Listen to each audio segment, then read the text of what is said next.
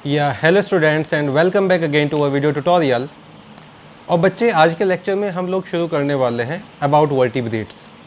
और वर्टिब्रेट्स का पहला डिवीजन शुरू करेंगे एग्नथा। एग्नथा में दो क्लासेस होंगी, एक क्लास जो एक्सटिंक्ट हो गए हैं ऑस्ट्रेकोडर्माई, और दूसरा क्लास जो लिविंग मेंबर्स का है, डेट इज साइक्लोस्टोमेटा। तो आज का जो लेक्चर होगा that would be about class cyclostomata, और उसके दो मेंबर को डिस्कस करेंगे। One would be lamprey, second would be hagfish. Lecture में शुरुआती पार्ट में हम एनसीईआरटी वाला पार्ट डिस्कस करते रहेंगे। हमारे एनसीईआरटी में मेनली साइक्लोस्टोमेट्स, क्लास साइक्लोस्टोमेटा गिवन है, और क्लास साइक्लोस्टोमेटा के कुछ फीचर्स है और कुछ एग्जाम्पल है। एक फ़ोटोग्राफ है जो लैम्प्रे का है। तो वो सब कवर करने के बाद जितनी भी रिलेटेड चीज़ें क्वेश्चंस में पूछी जाती हैं मैं वो भी मेंशन कर दूंगा। पर साइक्लोस्टोमेटा शुरू करने से पहले कुछ फीचर्स जो डिवीजन एग्नेथा के होंगे और कुछ फीचर्स जो एक्सटिंक्ट क्लास ऑस्ट्रेकोडर्माई के होंगे। तो शुरू करें बच्चों अपना लेक्चर। तो late us start with the division Agnatha. The title of the lecture it would be division Agnatha. Agnatha कौन से एनिमल्स होते हैं या किन एनिमल्स को हमने डिवीजन एग्नेथा में क्लासिफाई किया है? Answer to that question is वो वर्टिब्रेट जिनके अंदर जॉ नहीं होते हैं उनको एग्नीथियन कहते हैं, और जिनके अंदर जॉज होते हैं उनको नेथोस्टोमेटा कहते हैं। सो नेथो जो वर्ड है वो जॉ के लिए है। सो जो एग्नेथा है these are the jawless vertebrates. Agnatha के अंदर हमने सारे के सारे जॉलेस वर्टिब्रेट्स क्लासीफाई किए हैं। तो पहले हम जॉलेस वर्टिब्रेट को पढ़ेंगे, फिर ऐसे वर्टिब्रेट्स को पढ़ेंगे जिनमें जॉज आ जाते हैं। ठीक है बच्चों, सबसे पहले फीचर, जितने भी क्रेनिएट्स हैं उसमें जो सबसे ज़्यादा प्रीमिटिव होते हैं वो होते हैं एग्नीथियंस। तो एग्नेथा के बारे में पहले 4-5 बातें मैं एग्नेथा के बारे में बता देता हूँ, फिर ऑस्ट्रेकोडर्माई, और फिर मैं शुरू करूँगा बच्चों साइक्लोस्टोमेटा। तो these are the most primitive, these animals are most primitive among all craniates, हमने क्लासिफिकेशन किया था बच्चों upon the cranium as well. तो प्रोटोकोडेट्स को नॉन क्रेनिएट्स या ए क्रेनिएट्स बोला था, और वर्टिब्रेट को क्रेनिएट्स बोला था, क्योंकि इनके अंदर क्रेनियम डेवलप होना शुरू हो जाता है। तो जितने भी एनिमल होंगे जिनके पास क्रेनियम है उसमें सबसे ज़्यादा जो प्रीमिटिव होंगे वो एग्नीथियंस हैं। इनके माउथ के अंदर जॉ नहीं होता है, इसलिए इनका नाम एग्नेथा होता है। तो मैं सेकंड पॉइंट, चलो मैंने मेंशन कर ही दिया है, दीज आर जॉ वर्टिब्रेट्स। और I can mention mouth is without any jaw, hence they are known as agnathans. Hence. तो बच्चों हमें वो चीज़ पढ़नी है जो NEET point of exam view के लिहाज में इम्पोर्टेंट है, अदरवाइज ग्रेजुएशन में जाके इनके चैप्टर्स भी आप पढ़ लेंगे। Next very important point about this animal is that notochord remains persistent throughout the whole life।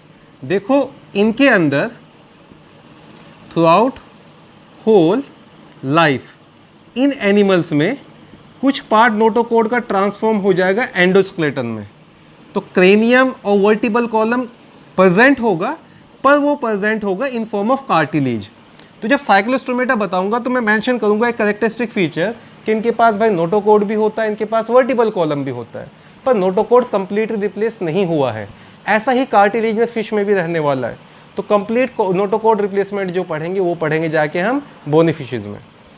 तो इनके पास एक्सोस्केलेटन एलिमेंट नहीं होते हैं, एंडोस्केलेटन एलिमेंट होंगे, पर वो कार्टिलेज के ही बने होंगे। देन एक और इंपॉर्टेंट याद रखेंगे, इनके पास पेयर्ड फिन्स भी नहीं होते हैं, एक्सोस्केलेटन एलिमेंट जिसको स्केल्स बोलते हैं वो भी नहीं होते हैं, and very important the paired appendages as well as exoskeleton both are absent. Next point would be exoskeleton किसी भी तरह की स्केल्स या hairs and paired appendages are absent. Appendages होंगे पर वो अनपेयर्ड होंगे। जैसे मैं अभी डायग्राम में बताऊंगा आपको साइक्लोस्टोम में जाके कि उनके पास कौन कौन से फिन्स हैं। तो ये दोनों अपेंडेजेस बेटा कैसे होते हैं, these both appendages are absent, paired appendages are absent and exoskeleton is absent. फिर इनके अंदर मोनोराइनस कंडीशन होती है, they are having a single nostril, a single nostril is present, nostril is the other name of nose opening, जिसको नेयर भी कहते हैं, जिसका दूसरा नाम होता है नेयर। तो ऐसे एनिमल जिनके अंदर एक ही नोस्ट्रिल होता है उनको बोलते हैं मोनोराइनस। हमारे पास दो नोस्ट्रिल है तो हम डाईराइनस कंडीशन में होंगे। और ये जो एनिमल है, there is no fun in telling, ये एनिमल कोल्ड ब्लडेड रहते हैं, तो इनको हम पॉइकिलोथर्मिक एनिमल भी कहते हैं। इनको हम पॉइकिलोथर्मिक एनिमल भी कहते हैं। कोल्ड ब्लडेड एनिमल कैसे होते हैं बेटा, जिनका बॉडी टेम्परेचर सराउंडिंग के साथ साथ चेंज होता रहता है।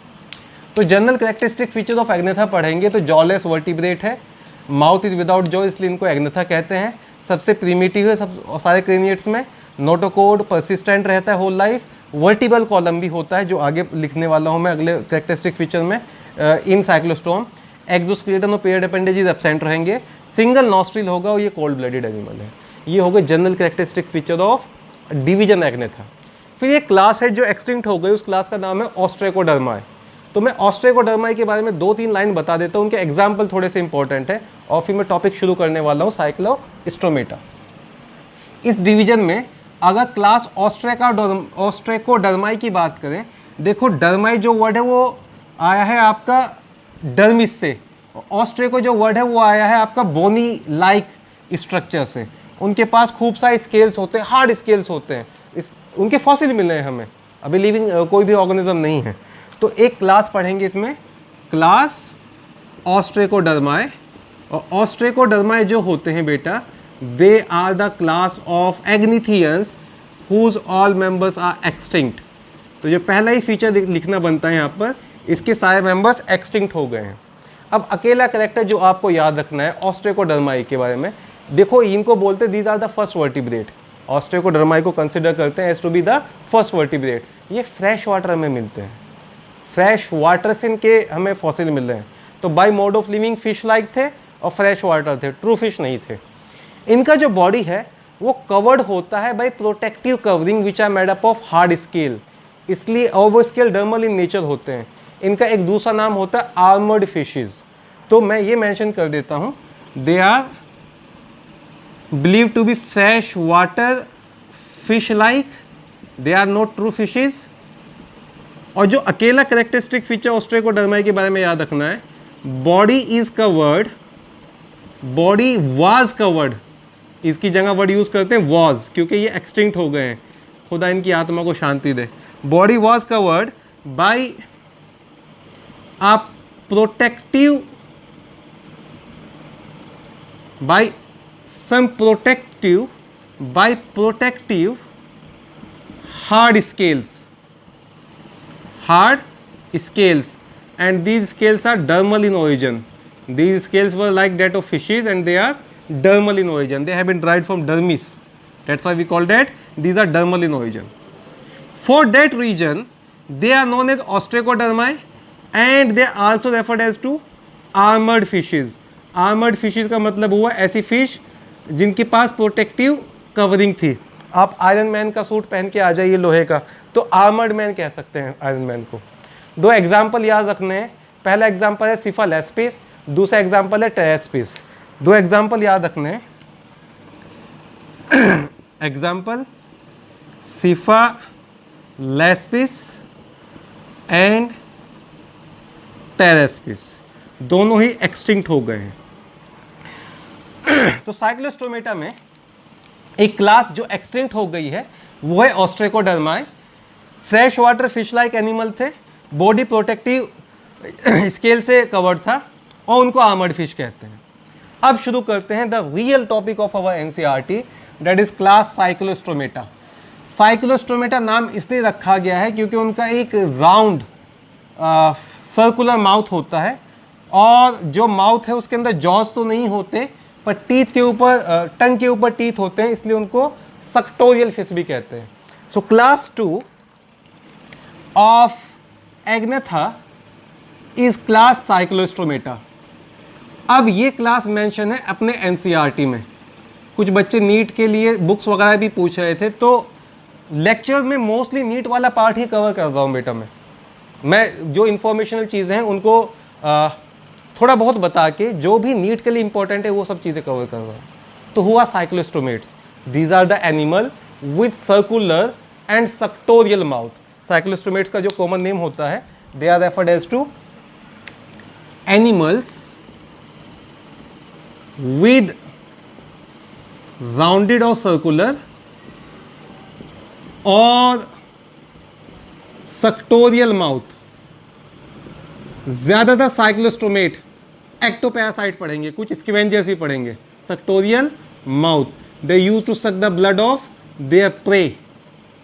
तो अगर सवाल कहीं आता है, देखो स्ट्रोमा वर्ड है ओपनिंग किसे, stroma word is from opening and cyclo word is from circular.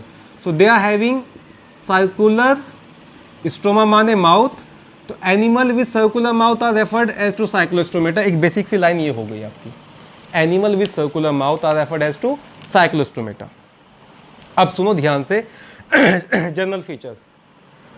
जो साइक्लोस्टोमेट्स होते हैं बेटा वो मैराइन होते हैं। मैं एनसीईआरटी वाली बात बता रहा हूँ। कुछ साइक्लोस्टोमेट्स फ्रेश वाटर भी हैं, पर मैं उसको थोड़ा इग्नोर करके चल रहा हूँ। बता भले ही रहा हूँ कि cyclostomates are generally marine and they used to migrate from marine water to fresh water for breeding। और इसके लिए वर्ड पढ़ेंगे हम माइग्रेशन, और मैं बताऊंगा what are the type of migration, और ब्रीडिंग के बाद वो मर जाते हैं, ऐसा क्यों होता है ये भी बताऊंगा। सो पहला फीचर, पहला characteristic feature, point 1, cyclostomes are marine but they migrate, not all, सारे साइक्लोस्टोमेट्स माइग्रेशन नहीं करते हैं। तो किस में नहीं होता है हम ये भी पढ़ लेंगे। they migrate to fresh water for breeding for breeding और spawning। ब्रीडिंग का ही दूसरा नाम होता है स्पॉनिंग। तो पहले तो ये मेंशन करना बनता है what are the different type of migration. कुछ एनिमल फ्रेश वाटर में रह रहे हैं और वो ब्रीडिंग के लिए मैराइन वाटर में जा रहे हैं, एक माइग्रेशन तो ये हो गया। और कुछ एनिमल मैराइन वाटर में दे रहे हैं, ब्रीडिंग के लिए फ्रेश वाटर में आ रहे हैं, दूसरा माइग्रेशन ये हो गया। पहले दो मेजर माइग्रेशन बता देता हूँ, टाइप्स ऑफ माइग्रेशन, और मैं यहाँ पर दो टाइप ऑफ माइग्रेशन डिस्कस करूँगा। पहला टाइप ऑफ माइग्रेशन होगा एनाड्रोमस। एनाड्रोमस जो माइग्रेशन है वो मिलेगा आपको साइक्लोस्टोम्स में, कुछ साइक्लोस्टोम्स में, और दूसरा माइग्रेशन में मेंशन करूंगा यहाँ पर कैटाड्रोमस। कैटाड्रोमस कुछ फिशेज में मिलता है। तो पहले बता देता हूँ एनाड्रोमस माइग्रेशन क्या होता है, और फिर मैं बताऊंगा आपको कैटाड्रोमस माइग्रेशन क्या होता है। एनाड्रोमस माइग्रेशन में जो यंग वन है वो डेवलप करते हैं, young one are produced in fresh water, young one are produced in fresh water। अब फ्रेश वाटर से यंग वन माइग्रेट कर जाएंगे और जाएंगे मैराइन वाटर में, और मैराइन वाटर में जाके दे ग्रोज इनटू एडल्ट्स इन मैराइन वाटर। तो लावा कहाँ पर डेवलप हुआ बेटा, लावा कहाँ पर प्रोड्यूस हुआ, फ्रेश वाटर में। फिर लावा माइग्रेट करके चला जाता है मैराइन वाटर में, और वहाँ पे वो ग्रो हो जाता है एडल्ट में। All over the life marine water में रहेगा। जब ब्रीडिंग का टाइम आएगा, at time of breeding it again come to fresh water. Fresh water में आके ब्रीड करेगा, it dies, adult dies after breeding. Adult तो डाई कर गए, जो भी लार्वा था वो कहाँ डेवलप हो गया, फ्रेश वाटर में। फ्रेश वाटर से फिर कहाँ गया, मैराइन वाटर में। मैराइन वाटर में ऑल ओवर द लाइफ रहा। At the time of breeding फिर कहाँ पर आ गया, फ्रेश वाटर। फ्रेश वाटर में आके एडल्ट ख़त्म हो गए, मर गए। क्यों मरते हैं ये भी बताऊँगा।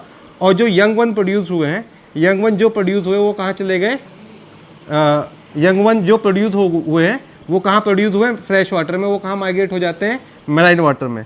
वीडियो को यहाँ पे पॉज करो, इस चीज़ को समझो। एक और बात, यंग वन प्रोड्यूस होते हैं फ्रेश वाटर में, यंग वन माइग्रेट कर जाते हैं मैराइन वाटर में, मैराइन वाटर में जाके वो एडल्ट हो जाते हैं, एडल्ट मैराइन वाटर में रहेंगे, at the time of breeding फिर फ्रेश वाटर में आएंगे, एडल्ट ब्रीडिंग के बाद मर जाते हैं, और जो भी यंग वन प्रोड्यूस हुए फ्रेश वाटर में फिर चले जाएंगे मैराइन वाटर में। तो इस एनाड्रोमस माइग्रेशन को सिंपल रिप्रेजेंटेशन में मैं ये भी लिख सकता हूँ कि वो एडल्ट जो मैराइन वाटर में रहते हैं, अटेंशन प्लीज़, वो एडल्ट जो मैराइन वाटर में रहते हैं वो ब्रीडिंग या स्पॉनिंग के लिए, वो ब्रीडिंग, दूसरा वर्ड होता है इसके लिए स्पॉनिंग, स्पॉनिंग, यहाँ से एन गायब हो गया हमारा, वो ब्रीडिंग या स्पॉनिंग के लिए चले जाते हैं कहाँ पर, फ्रेश वाटर में। फ्रेश वाटर में जाके वो ब्रीड करते हैं, ब्रीडिंग के बाद वो मर जाते हैं, उनके जो यंग वन प्रोड्यूस हुए हैं वो कहाँ प्रोड्यूस हुए हैं, फ्रेश वाटर में, और फिर वो कहाँ पे आ जाते हैं, मैराइन वाटर में, और मैराइन वाटर में एडल्ट में कन्वर्ट हो जाते हैं। ये माइग्रेशन होता है इसको बोलते हैं एनाड्रोमस माइग्रेशन। तो अगर मैं ये बोलूँ ज़िंदगी कहाँ शुरू हो रही है, फ्रेश वाटर में, ज़िंदगी कहाँ ख़त्म होती है, फ्रेश वाटर में। सो एनाड्रोमस माइग्रेशन वाले एनिमल लाइफ स्टार्ट होती है फ्रेश वाटर में, लाइफ पूरी स्पेंड करते हैं मैराइन वाटर में, और फिर चले जाते हैं फ्रेश वाटर में। Condition for the spawning is only present in fresh water, इसलिए ये माइग्रेशन ज़रूरी है। तो ऐसे माइग्रेशन को क्या बोलते हैं बेटा, एनाड्रोमस माइग्रेशन। ऐसे माइग्रेशन को बोलेंगे एनाड्रोमस माइग्रेशन।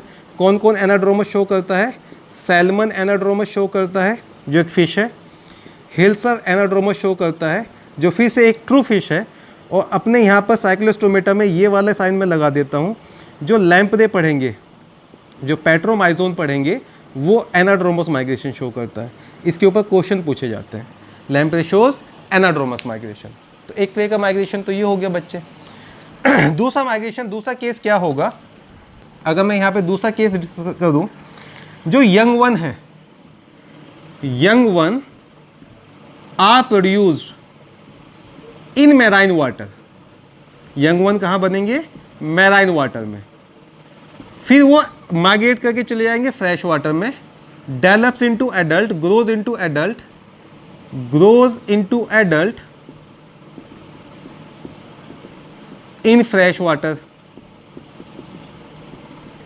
फिर ब्रीडिंग करने के लिए, for breeding they again come to marine water, यहाँ पर आके वो मर जाएंगे। यंग वन जो प्रोड्यूस होंगे वो कहाँ प्रोड्यूस होंगे, मैराइन वाटर में, और फिर कहाँ चले जाएंगे एडल्ट होने के लिए, फ्रेश वाटर। ऐसा ही एक अगर रिप्रेजेंटेशन में कैटाड्रोमस माइग्रेशन का भी बना दूँ, अगर ऐसा ही एक रिप्रेजेंटेशन मैं कैटाड्रोमस माइग्रेशन का भी बना दूँ, कैटाड्रोमस माइग्रेशन जो साइक्लोस्टोमेटा में नहीं होता है, पर जब माइग्रेशन का कंसेप्ट पढ़ ही रहे तो यहाँ पे डिस्कस कर लेते हैं। कैटाड्रोमस माइग्रेशन में एनिमल कहाँ रहता है, एडल्ट एनिमल रहते हैं फ्रेश वाटर, ब्रीडिंग के लिए कहाँ चले जाते हैं, मैराइन वाटर, फिर वापस कहाँ आ जाते हैं, फ्रेश वाटर। तो एडल्ट कहाँ रहेंगे, फ्रेश में, ब्रीडिंग कहाँ करेंगे, मैराइन में, यंग वन कहाँ प्रोड्यूस होंगे, मैराइन में, और फिर कहाँ माइग्रेट कर जाएंगे, फ्रेश में। इसको बोलते हैं बेटा कैटाड्रोमस। एक फ़िश होती है जिसको बोलते हैं अमेरिकन ईल, एंगुइला, एंगुइला और American eel, that is a classical example of catadromous migration. ये दो तरह के माइग्रेशन हो गए। अब वापस आ जाते हैं हम साइक्लोस्टोमेटा पर। तो बच्चे जो साइक्लोस्टोमेटा होते हैं वो माइग्रेशन शो करते हैं, और कैसा माइग्रेशन शो करते हैं, एनाड्रोमस माइग्रेशन शो करते हैं। दे shows anadromous migration, so they migrate to fresh water for breeding or spawning. That is what kind of migration they show, they shows anadromous migration. I hope these things are clear. important है, याद रखना है, साइक्लोस्टोमेट shows anadromous migration. अब बात करते हैं वो die क्यों कर जाते हैं। देखो एक प्रोसेस होता है जिसमें यॉर्क सिंथेसिस होती है, उसको बोलते हैं विटेलोजेनेसिस। जब यॉर्क सिंथेसिस होती है, एग वगैरह में यॉर्क आ रहा है, न्यूट्रिएंट आ रहा है, उसको बोलते हैं विटेलोजेनेसिस। या जब उनके गोनेड जो है वो मैच्योर करते हैं, उसको वर्ड के लिए वर्ड यूज़ करेंगे गोनेड राइपनिंग। तो ड्यूरिंग यॉर्क सिंथेसिस और विटेलोजेनेसिस और ड्यूरिंग गोनेडल राइपनिंग उनका जो गट होता है वो श्रिंक करना शुरू कर देता है, उनका जो गट होता है, जो एलिमेंट्री कैनाल होता है, वो श्रिंक करना शुरू कर देता है। तो जैसे जैसे गोनैड डेवलप कर रहे हैं, जैसे जैसे उनके एग्स के अंदर यॉक आ रहा है, वैसे वैसे उनका गट छोटा होता जा रहा है। और अल्टीमेटली ब्रीडिंग के बाद गट एट्रोपाई कर जाता है, गट डीजनरेट कर जाता है, जिसकी वजह से उनकी डेथ हो जाती है। तो मैं एक स्टेटमेंट लिख देता हूँ, reason of death after breeding. I will mention during vitellogenesis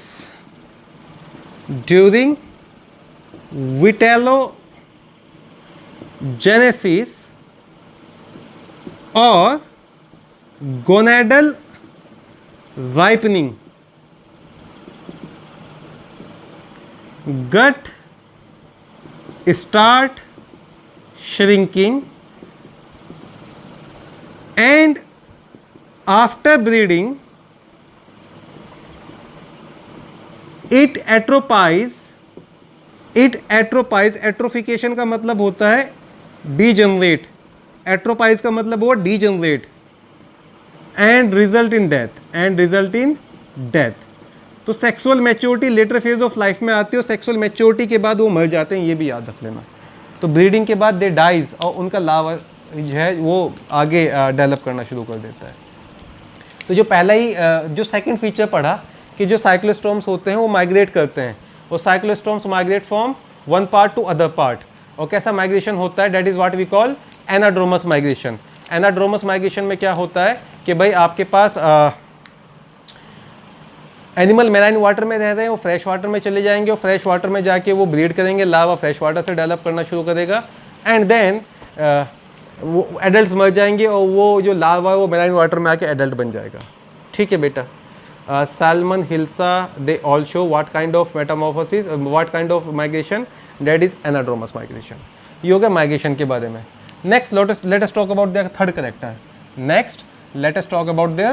character.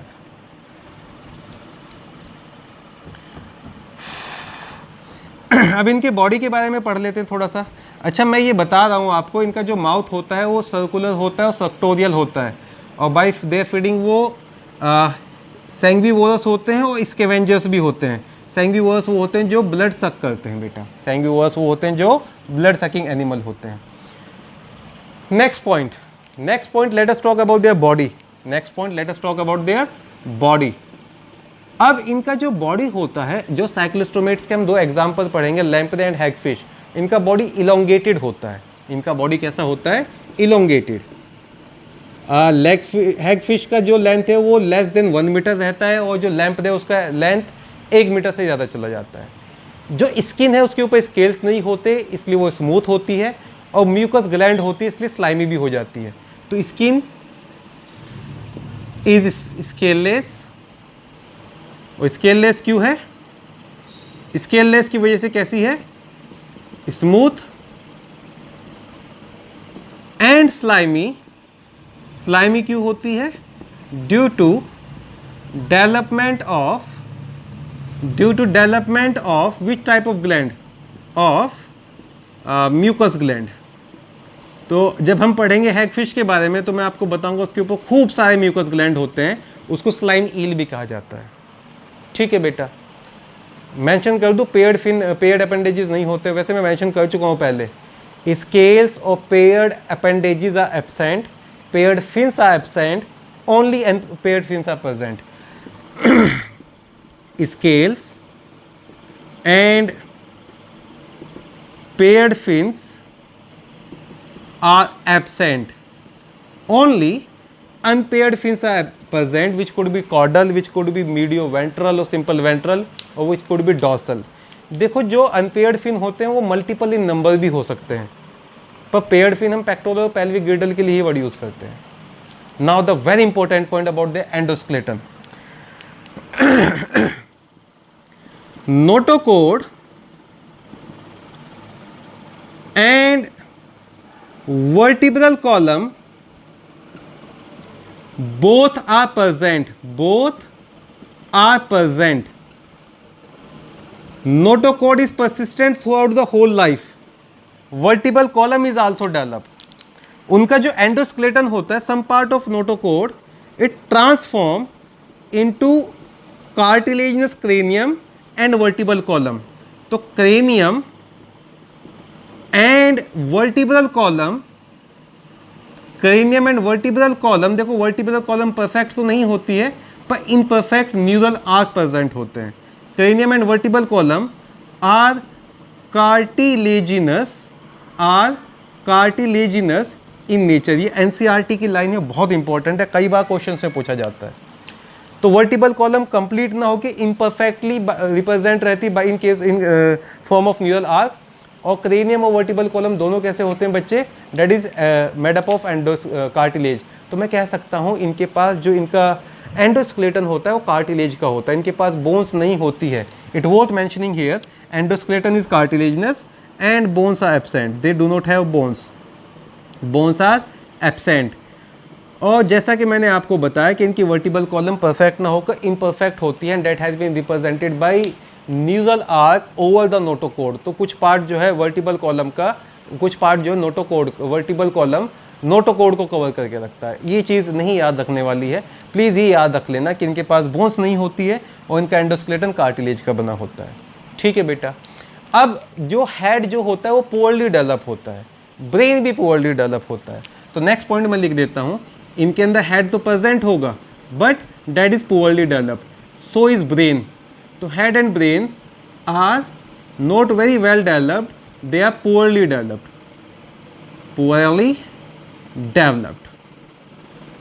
भले ही मैं इनमें क्रेनियल नर्व्स बताने वाला हूँ पर इतना ज़्यादा डेवलप्ड ब्रेन इनके पास नहीं होता है। लैम्प्रेगोफी भी थोड़ा सा मोर डेवलप्ड होता है देन हैगफिश, जब डिफरेंसेस पढ़ेंगे तो मेंशन कर दूंगा। ठीक है बच्चे। तो ये वो एनिमल होते हैं जिनके पास बॉडी इलोंगेटेड होता है, माइग्रेशन शो करते हैं, मैराइन होते हैं। अब मैं बताने वाला हूँ इनके गिल स्लिट्स के बारे में, पेयर्ड गिल स्लिट्स। देन इनके पास जो है आपका एक्सोस्केलेटन में, एक्सोस्केलेटन के नाम पे कुछ नहीं होता, स्केल्स नहीं होते। एंडोस्केलेटन के नाम पे इनके पास कार्टिलेज का वर्टिबल कॉलम और क्रेनियम होता है। नेक्स्ट अगर पेयर्ड गिल स्लिट्स की बात करें, जो पेयर्ड गिल स्लिट्स होते हैं they are 6 to 15 pair in nature. Pair gill slits are 6 to 15 pair in nature. आगे जब डायग्राम बनाएंगे तो उसमें शो करूँगा कि एक्सटर्नल गिल स्लिट का नंबर वेरी करता रहता है। इंपॉर्टेंट स्टेटमेंट अभी याद रखने के लिए है कि gill slits are about is 6 to 15 pair in number. The total number of gill slits are 6 to 15 pair in number. ये कैसे लोकेशन होता है वो दोनों डायग्राम में मैं मेंशन कर दूंगा, जब दो डायग्राम बना के दिखाऊंगा तो मेंशन कर दूंगा। फॉर द टाइम बिंग अभी याद रखो इनके पास जो गिल स्लिट्स होते हैं वो 6 to 15 पेयर इन नंबर होते हैं बच्चों। ठीक है। डाइजेस्टिव सिस्टम की बात करें, कंप्लीट एलिमेंट्री कैनाल होगा, माउथ सक्टोरियल होगा, माउथ राउंडेड होगा। टंग जो है वो उसके पास टीथ होते हैं। लैम्प्रे के माउथ में बकल फनल भी मैं बना के दिखाऊंगा। इनके पास स्टमक नहीं होता है। तो those vertebrates which do not have stomach, ये पूछा जाता है, उसमें आंसर होगा cyclostomes. So stomach is absent in cyclostomes, rounded mouth, circular mouth with teeth in tongue। इसकी वजह से इनको बोलते हैं सक्टोरियल माउथ है, आराम से अटैच कर लेते हैं अपने आप को किसी भी एनिमल से। और एक के तो माउथ में हम पढ़ेंगे बक्कल फनल भी होता है, वो जब लैम्प्रे पढ़ेंगे तब मेंशन कर दूंगा बेटा। सर्कुलेटरी सिस्टम की बात करें तो सर्कुलेटरी सिस्टम इनका क्लोज होता है। इनके पास 2 चैम्बर्ड हार्ट होता है, एक एट्रियम होगा जिसको ऑरिकल भी कहते हैं, एक वेंट्रिकल होगा, और इनका हार्ट जो है एस शेप आ जाता है। इनकी आरबीसी न्यूक्लिएटेड होती है, इनकी आरबीसी न्यूक्लिएटेड होती है, और इनके हार्ट में सिर्फ और सिर्फ डीऑक्सीनेटेड ब्लड जाता है, इसलिए हार्ट को बोलते हैं वीनस हार्ट।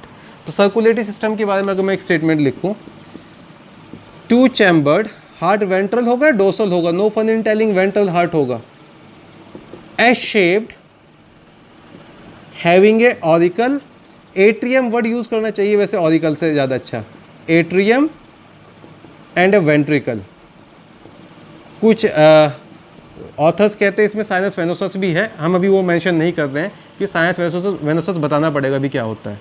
तो 2 चैम्बर्ड होता है, atrium plus ventricle, S shaped होता है। हार्ट में सिर्फ और सिर्फ वेन्स वाला ब्लड आता है, डीऑक्सीनेटेड ब्लड जाता है हार्ट के पास, तो इसको बोलते हैं वीनस हार्ट, इसको बोलते हैं venous heart. Why the name venous heart? Only deoxygenated blood, only deoxygenated blood.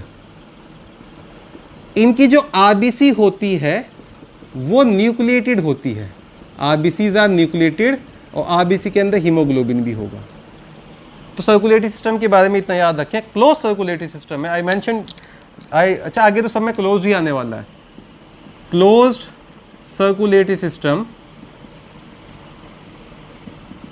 with these certain features: 2 chambered heart with the atrium and a ventricle, S shaped. Heart is venous heart because it has been supplied with deoxygenated blood only. Oxygenated blood gills के पास आएगा, and they are having RBC which are nucleated. ठीक है बच्चों, next पढ़ते हैं इनके excretory system के बारे में। Respiration is by gills, there is no fun in telling. Excretory system में, इन द एक्सक्रीटरी सिस्टम देखो, अब वर्टिब्रेट आ गए, सबके पास किडनीज आ जाएंगी, और किडनीज को from the course of development हम 3 अलग अलग क्लासेस में डालते हैं। जो सबसे प्रीमिटिव किडनी होती है उसको बोलते हैं आर्किनेफ्रिक किडनी। उसके बाद जो और डेवलप हो गया उसको बोलते हैं मेसोनेफ्रिक किडनी और pronephric kidney.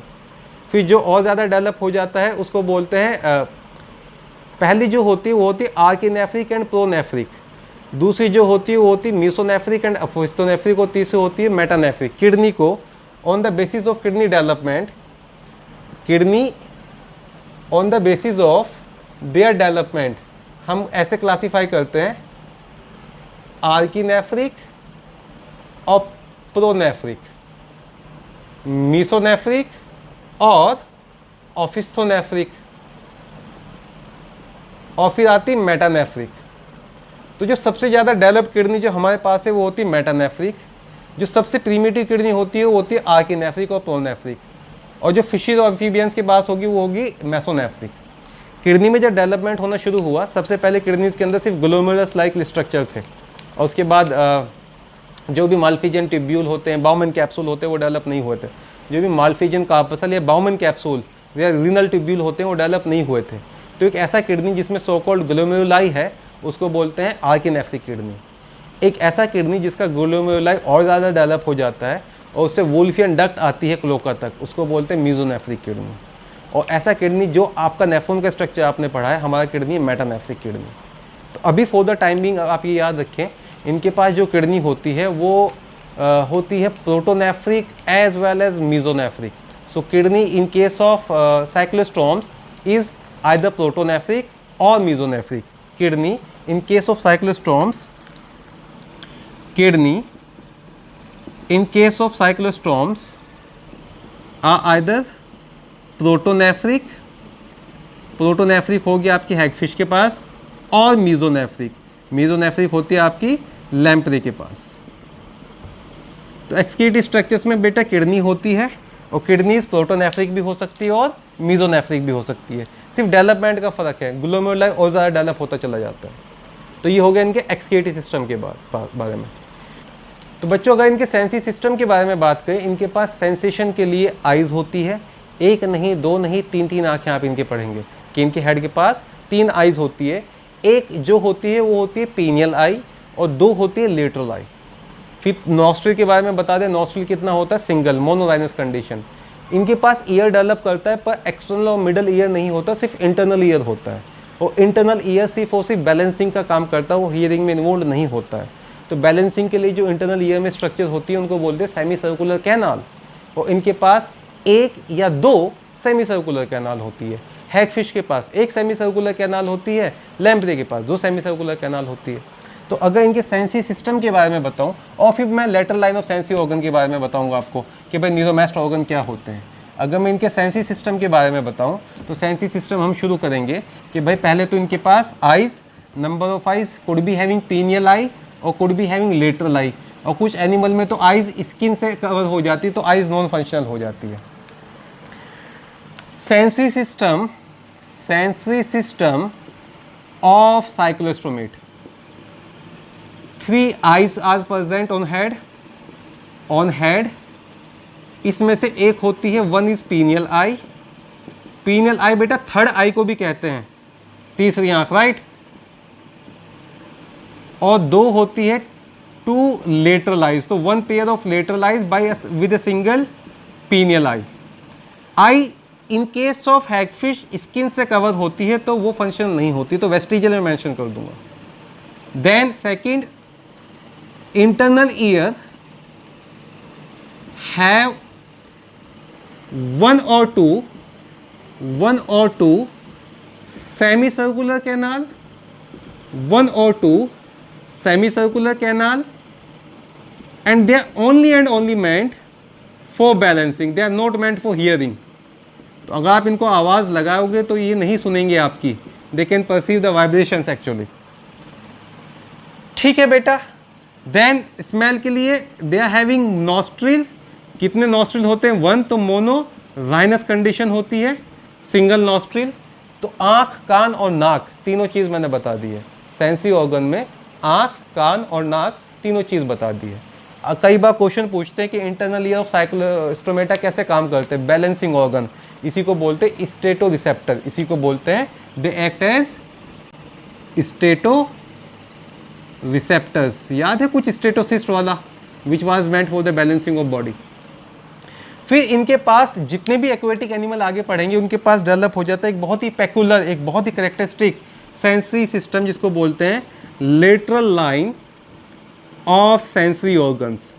Lateral line of sensory organs are also developed।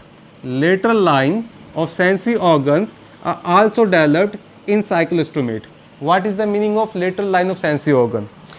These organs are used to detect change in movement। They are also used to detect vibration।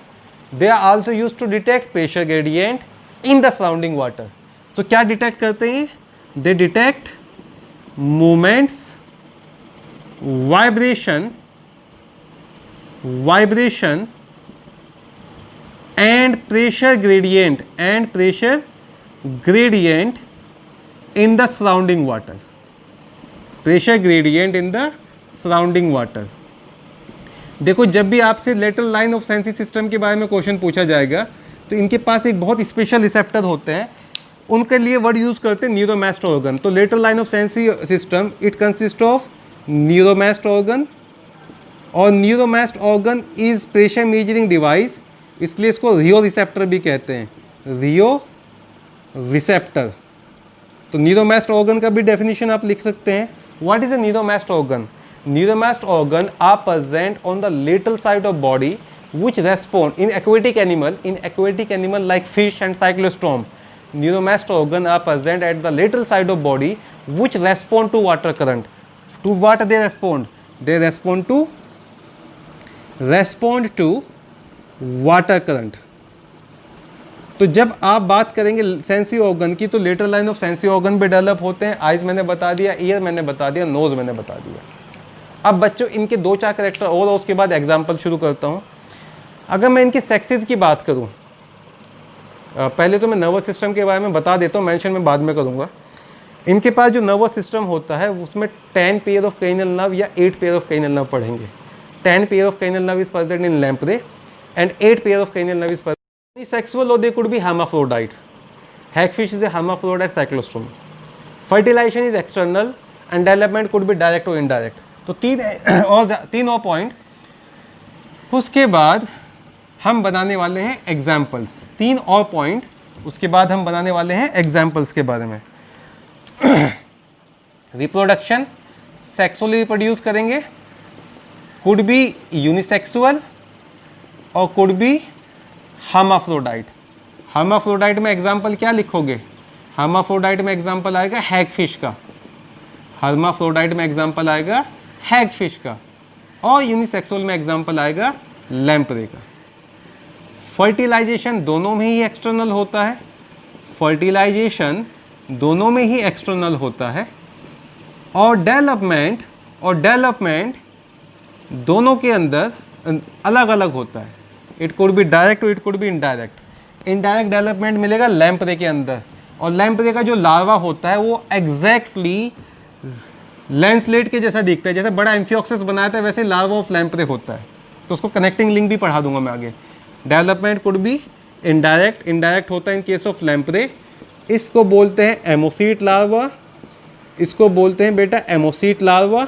और जो एमोसीट लार्वा है it resemble like adult amphioxus, it resemble like adult amphioxus. इसलिए इसको connecting link भी कहा जाता है, इसलिए इसको कनेक्टिंग लिंक कहा जाता है बिटवीन सिफेलोकोर्डेटा, बिटवीन साइक्लोस्टोमेटा एंड सिफेलोकोर्डेटा। तो ये एडल्ट लैंसलेट के जैसा दिखता है। और it could be direct, direct होगा इन केस ऑफ हैगफिश। तो ये होगा जनरल कैरेक्टरिस्टिक फीचर ऑफ साइक्लोस्टोमेट। एक क्विक रिवीजन बता देता हूँ, उसके बाद मैं अगला अलग एग्जांपल डिस्कस करता हूँ। जो साइक्लोस्टोमेट्स हैं उनको बोलते हैं एनिमल विद सर्कुलर और सक्टोरियल माउथ। वो ज़्यादातर सैंगिवोरस होते हैं, पर कुछ स्कैवेंजर्स भी होते हैं। These all are ectoparasit on fishes. These all are ectoparasit on fishes. Lamprey hagfish में मेंशन कर दूंगा ये। स्कैवेंजर्स का मतलब होता है जो डेड एनिमल के ऊपर फीड करते हैं बच्चों। देन इनके पास स्केल्स नहीं होते हैं, पेयर्ड अपेंडेजेस नहीं होते हैं। इनके पास 6 to 15 पेयर ऑफ गिल्स होते हैं। इनका जो क्रेनियम एंड वर्टिबल कॉलम है वो कार्टिलेज का बना है। इनका माउथ सर्कुलर एंड सक्टोरियल होता है। इनके पास स्टमक नहीं होता है, क्लोज सर्कुलेटरी सिस्टम होता है, 2 चैम्बर्ड हार्ट होता है। ये माइग्रेशन शो करते हैं, और कैसा माइग्रेशन शो करते हैं? एनाड्रोमस माइग्रेशन शो करते हैं, और ये अपने ब्रीडिंग के बाद मर जाते हैं। तो ये कुछ चीज़ें एनसीईआरटी में लिखी होंगी, एनसीईआरटी वाले सारे कैरेक्टर्स मैंने कवर कर लिए। अब मैं बताने जाने वाला हूँ 2 एग्जाम्पल के बारे में। पहला एग्जाम्पल होगा लैम्प्रे और दूसरा एग्जाम्पल होगा हैगफिश। क्या मैं पहले की तरह फिर से वीडियो पॉज करके दोनों का डायग्राम बना के एक्सप्लेन कर दूँ? वो थोड़ा टाइम सेविंग हो जाएगा। दोनों का डायग्राम बना के एक्सप्लेन कर देता हूँ, that would be little bit time saving. Otherwise मैं यहाँ पे डायग्राम बनाता रहूँगा तो 20 मिनट्स अलग से खा जाएगा। तो just let us have a break and let us start our lecture from the diagrams. Yes students, so this is the example of first example which we are going to discuss, that is the photograph of lamprey and that is also mentioned in our NCERT without labeling. तो पहले मैं इसके बारे में चीज़ें बताऊंगा।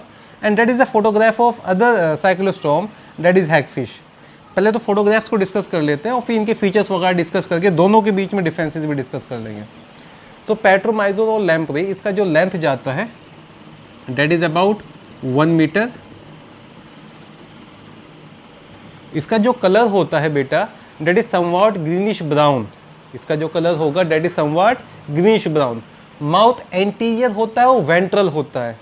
इसके अंदर माउथ टर्मिनल होगा, इसके अंदर माउथ वेंट्रल होगा। तो मैं डिफरेंसेस में बता दूंगा। So mouth is anterior and ventral, circular है और जॉलेस है, सर्कुलर है और जॉलेस है। There is no fun in telling. Mouth के साथ होता है बक्कल फनल, और बक्कल फनल में होते हैं सेंसरी पेपिला। तो mouth is with buccal funnel and this buccal funnel is having sensory papilla. ठीक है, आप प्लीज़ याद रखेंगे कि इसका जो टंग होता है, टंग के ऊपर टीथ होते हैं। इसका जो टंग होगा उसके ऊपर होनी टीथ होते हैं, और with the help of that tongue along with mouth ये अपने आप को अपने होस्ट के साथ अटैच कर लेता है। बॉडी के बारे में कुछ चीज़ें और बताऊं। So this is pineal eye, और ये लेटरल आइज हो जाएंगी। पेयर ऑफ लेटरल आई बताया था। सिंगल नॉस्ट्रिल होता है, 7 पेयर ऑफ एक्सटर्नल गिल होंगे, 7 pair of external gill slit. These are unpaired fins, dorsal fin and caudal fin. Body में हेड होगा, ट्रंक होगा, कंप्रेस्ड टेल होगा। Dorsal fin are 2 in number. This is first dorsal fin, this second dorsal fin. इनको pair dorsal fin नहीं बोलते हैं, unpaired में ही रखेंगे। Paired is pectoral and pelvic. ठीक है, caudal fin would be covering the tail region. Then इसके बारे में याद रखेंगे, जो आपका पेट्रोमाइजोन होता है वो सैंग्विवोरस होता है और एक्टोपैरासाइट होता है। सैंग्विवोरस है is attached itself to the host. कोई भी फिश हो, चाहे वो लार्जर फिश हो, मेनली लार्जर फिश को भी फीड कर लेता है, या कोई और एनिमल है उसके साथ अटैच करके इसका ब्लड शक करना शुरू कर देगा। इसके सलाइवा में एंटीकोगुलेंट होता है, नो फन इन टेलिंग। मैंने ब्लड लीच में ही बता दिया था कि एंटीकोगुलेंट की वजह से ब्लड जो है वो नहीं इसका जो है कोगुलेट कर पाता। माइग्रेशन शो करता है लैम्प्रे, एमोसीट लार्वा होता है एंड एनाड्रोमस माइग्रेशन शो करता है, एंड आफ्टर माइग्रेशन तो ये इसकी डेथ ही हो जाती है। तो ये तो हो गया बच्चे लैम्प्रे के बारे में। अभी ना जब एक टेबल बनाएंगे तो वो करेक्टर्स हम मेंशन ही कर लेंगे। तो जो लैम्प्रे है इसका जो लेंथ होता है वो 1 मीटर तक चला जाता है, जबकि साइज में थोड़ा छोटा होता है। सिलेंड्रिकल है, 7 pair of external gill slit है, पीनियल आई, बक्कल के फनल, ये सब चीज़ें आप याद रखेंगे। फोटोग्राफ्स जरूर याद रखेंगे। एनसीईआरटी में लेबलिंग नहीं है, पर यहाँ पे हमने लेबलिंग भी पढ़ लिया है। अभी लैम्प्रे के कुछ और फीचर्स मैं आपको बता दूंगा, ठीक है। सेकंड जो एनिमल हमें पढ़ना है वो है मिक्साइन और हैगफिश। मिक्साइन और हैगफिश जो है इसका कॉमन नेम होता है बेटा स्लाइम ईल। इसका कॉमन नेम होता है स्लाइम ईल। और स्लाइम ईल क्यों कहते हैं? क्योंकि इसके ऊपर खूब सारे स्लाइम ग्लैंड होते हैं। दोनों के ऊपर स्केल नहीं है, ये बताने वाली बात ही नहीं है, मैं पहले बता दिया था, पेयर्ड अपेंडेजेस नहीं होते हैं। तो स्लाइम ईल है, इसका जो लेंथ होता है that is about 45 to 60 centimetre. इसका जो लेंथ है एनिमल का that is about 45 to 60 centimetre. अब शुरू करते हैं। ये सिराई होते हैं, इनका दूसरा नाम होता है टेंटाकल्स। सिराई और tentacles are cartilaginous structure, these are cartilaginous structure, और they help it to feel the food. जो भी वो डेड फूड खा रहा है उसको वो हेल्प करेगा फील करने में। आई वेस्टिजियल इसलिए मेंशन किया है क्योंकि कवर्ड विद स्किन है। External nostril, external gill slit एक ही बताया मैंने, एक इस साइड होगा एक उस साइड होगा, तो पेयर्ड एक्सटर्नल गिल स्लिट होंगे, इसके बारे में भी मैं मेंशन कर दूंगा। सिंगल नॉस्ट्रिल, ये फिन होगा इसके लिए वर्ड यूज करें कॉडल फिन, और ये जो दूसरा फिन होगा इसके लिए वर्ड यूज करें medio ventral fin, and between the two fins there is anus which is present, ठीक है।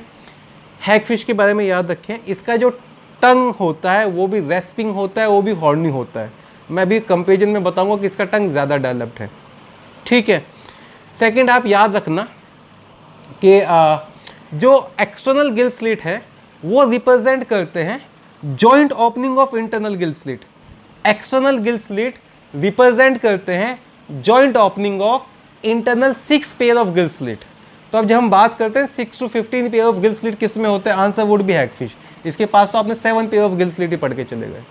आई रिपीट, अंदर की तरफ जो गिल स्लिट होंगे वो कंबाइन होकर बाहर सिंगल में खुलेंगे। For example this is the body of lamprey, this is the body of hagfish. एक एक्सटर्नल गिल स्लिट इस तरफ हो गया, एक एक्सटर्नल गिल स्लिट इस तरफ हो गया, तो टोटल एक्सटर्नल गिल स्लिट कितने हो गए? 1 पेयर। और अंदर की तरफ हो गए इंटरनल गिल स्लिट, और उनका नंबर होगा 6 to 15 पेयर।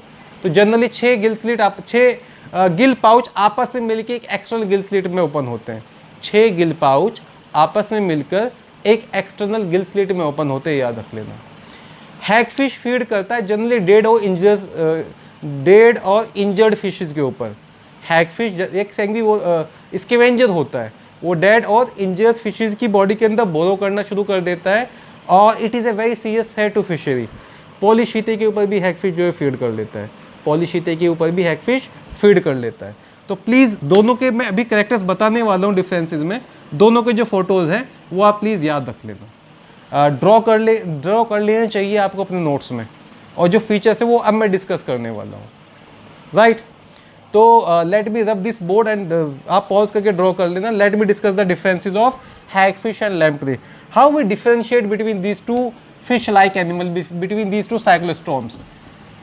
5-6 कैरेक्टर्स हैं जो बहुत इंपॉर्टेंट हैं, जो दोनों में आपको अलग अलग याद रखना है, जिनसे क्वेश्चन पूछा जाएगा। 5-6 कैरेक्टर से क्वेश्चन पूछा जाता है जो इन दोनों के अंदर अलग अलग है। तो मैं 5-6 कैरेक्टर का ही टेबल बनवा देता हूँ, क्यों आपको फालतू की चीज़ें मैं पढ़ाता था। Let me tell you about characters of 5 or 6 character only. Okay, here we will be discussing about lamprey, and here we will be discussing about hagfish. जो हैग वर्ड आया ना वो wrinkled skin of old lady से आया है। तो इनका जो माउथ होता है उसके ऊपर की स्किन बहुत रिंकल्ड हो जाती है, और वहीं से उसका वर्ड आया हैग, ठीक है। तो दोनों में जब डिफरेंस शुरू करेंगे, सबसे पहला जो इंपॉर्टेंट डिफरेंस याद रखना है वो याद रखना है गिल स्लिट। हैग लैम्प्रे जल्दी बताइए कितने होते हैं? 7 पेयर ऑफ गिल स्लिट्स, जो अभी बता के आया हूँ। हैगफिश में कितने बताया आपको? 6 to 15 pair of gill slit. Hagfish में होंगे 6 to 15 pair of gill slit, ठीक है बेटा। ये तो पहला डिफरेंस हो गया। सेकंड डिफरेंस क्या होता है? ये माइग्रेशन शो करते हैं। कैसा माइग्रेशन बताया अभी? एनाड्रोमस। हैगफिश माइग्रेशन शो नहीं करता है। They spawn, they breed on floor of ocean, on sea floor, on floor of ocean. तो आप याद रखना please please, this is very important. Hagfish do not show migration, only lamprey show migration.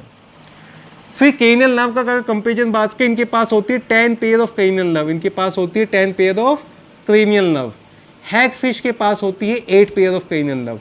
Hagfish के पास होती है 8 pairs of cranial nerve. Right, कई बार question design कर लेते हैं, दोनों ही एनिमल में आपको कंपेरिजन करने के लिए आ जाएगा, तो ये याद रख लेंगे। देन सेमी सर्कुलर कैनाल का कंसेप्ट बताया था मैंने। इनके पास होती है 2 semi circular canal. How many semi circular canal are present in lamprey? Answer is 2। Balancing में जो हेल्प करते हैं स्टेटोरिसेप्टर, इनके पास होती है सिंगल सेमी सर्कुलर कैनाल। हमारे पास कितनी है? 3, राइट, इन 1 ईयर। सिंगल, इसके भी 1 ईयर का बता रहा हूँ। Single semi circular canal in each year, in each year, right. ठीक है बेटा, और कौन से फीचर्स याद रखने हैं? एमोसीट लार्वा, इसके अंदर कैसा डेवलपमेंट बताया? Indirect development. लार्वा का नाम एमोसीट लार्वा, देखने में लैंसलेट के जैसा, connecting link, there is direct development. फिर एक और अभी इंपॉर्टेंट कैरेक्टर बताया था सेक्सुअलिटी के बारे में। These are hermaphrodite, hermaphrodite, and these are unisexual, sexes are separate, unisexual। ठीक है, फर्टिलाइजेशन दोनों केस में एक्सटर्नली होगा। ब्रेन की जब बात करते हैं, better brain is present in lamprey, brain is more developed. वैसे अगर हम इवोल्यूशनरी पॉइंट ऑफ व्यू से बात करें तो दोनों में ही लेस डेवलप्ड है, पर दोनों के कंपेयर जब करते हैं तो they are having more developed brain और they are having lesser developed brain, lesser developed brain. Then parasitic का भी कंसेप्ट दोनों में मैं कंपेयर कर सकता हूँ। जो आपकी हैगफिश होती है बच्चे, वो जनरली सारे के सारे पैरासाइट होते हैं, जबकि लैम्प्रे में कुछ पैरासिटिक और कुछ नॉन पैरासिटिक फॉर्म भी होती है। तो these all are parasite, these all are parasites. इसके अंदर दोनों तरह की होती है, parasitic as well as non parasitic. They are ectoparasite on some fishes, बताया था all cyclostomes are ectoparasite on some fishes, NCERT भी लाइन है शायद ये। ठीक है, माउथ दोनों में अलग अलग बताया। माउथ इनका कैसा बताया? लैम्प्रे है तो वेंट्रल माउथ होगा। Lamprey is having what type of mouth? Ventral mouth. इनके पास कैसा माउथ हो जाता है? Terminal mouth. इनके पास कैसा माउथ हो जाता है? Terminal mouth. ठीक है बेटा, नेक्स्ट एक और कैरेक्टरिस्टिक फीचर दोनों का बचता है, बक्कल फनल प्रेजेंट होता है लैम्प्रे के अंदर, उनके पास बक्कल फनल नहीं होता। हैगफिश की टंग ज्यादा डेवलप होती है पर कम टीथ होते हैं। Long tongue is more developed tongue with smaller teeth, with smaller teeth, ज्यादा लंबी होती है पर छोटे छोटे टीथ होते हैं। इसके अंदर ज्यादा लंबी टंग नहीं होती है पर टीथ बहुत बड़े होते हैं। Lesser developed tongue but longer teeth, lesser developed tongue with longer teeth. तो बच्चों ये हो गया आपका साइक्लोस्टोमेटा के बारे में और कंपैरिजन बिटवीन लैम्प्रे और हैगफिश के बारे में। ठीक है, नेक्स्ट अब सुने। सबसे पहले लेक्चर देखने के बाद एक बार एनसीईआरटी पढ़ेंगे और लेक्चर के प्रॉपर नोट्स बनाएंगे। लैम्प्रे वगैरह को लेके क्वेश्चन पूछा जाता है, इसकी माइग्रेशन के ऊपर क्वेश्चन है, तो please do remember it is anadromous in migration. जो चीज़ समझ ना आए वो प्लीज़ पूछें। आप कुछ बच्चे हैं जो वीडियो पे डिसलाइक भी मारते हैं, तो प्लीज़ मेंशन योर रीज़न कि क्या चीज़ आपको समझ नहीं आ रही है। It's not a good thing. ठीक है, wish you a very good luck. अब हम यहीं पर रिज्यूम कर देंगे, अब यहीं पे पॉज कर लेंगे अपने सिलेबस को, और जो भी आपका 22 सेकेंड को एग्जाम है उसके बाद ही मैं आगे कंटिन्यू करूँगा। And that would be about second Gnathostomata, that would be division Gnathostomata, Pisces और बाकी टेट्रापोड्स पढ़ेंगे। So this is all for today student. I wish you a very good luck, very happy learning. अच्छे से पढ़िए। मैं कुछ assignment और upload करूँगा for your non core data, that would be much like from Aakash study material and Allen study material. आप वो भी डिस्कस करते, वो भी प्रैक्टिस करके हम डिस्कस कर लेंगे। Thank you, have a good day, class is dismissed.